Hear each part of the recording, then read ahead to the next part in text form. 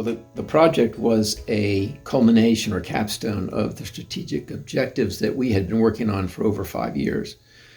One of the things that we decided to do in the mid-90s was to transform the school into a more interdisciplinary institution where kids had the opportunity to work together across disciplines.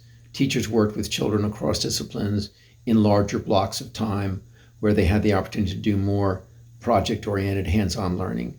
So this particular project was the quintessential opportunity for us to not only cross disciplines, have children work in a multidisciplinary approach, but also work across different parts of the community. So we, for example, worked carefully with not only the Education Foundation, Lawrence Township Education Foundation, but also the Lawrence Historical Society, Hunter Associates, and Ian Burrows from Hunter Research, the archaeological firm based in Trenton, the county, the Recreation Department, and Steve Groger, and others. So from a strategic point of view, it was really the capstone of really 4 years of work, 4 or 5 years of work.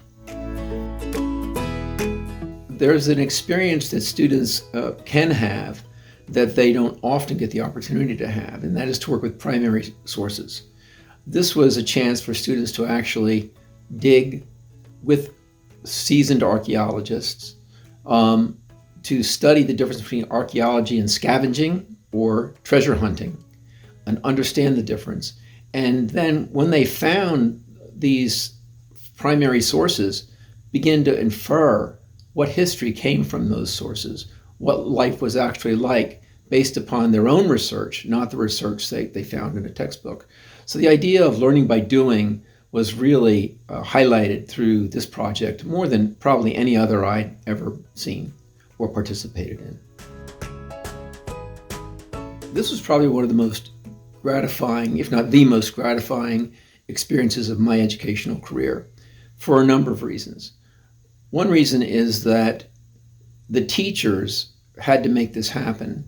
And for a principal to be able to sit back and watch teachers work together on something that's so far out of the box for everyday teacher life is really substantially gratifying. And we didn't have any other example to go by. We were becoming researchers in the community, working across community lines with many, many other people. So the excavation of that area had to be done before the Historical Society could move forward with the renovations on the property, because they couldn't build over top of historical landmarks. So that area had to be excavated ahead of time. So our purpose was to excavate that property, to dig through that property, to in a scientific way, to find whatever artifacts were there, catalog those artifacts, make them part of the museum, while at the same time providing a strong multidisciplinary educational experience for the kids.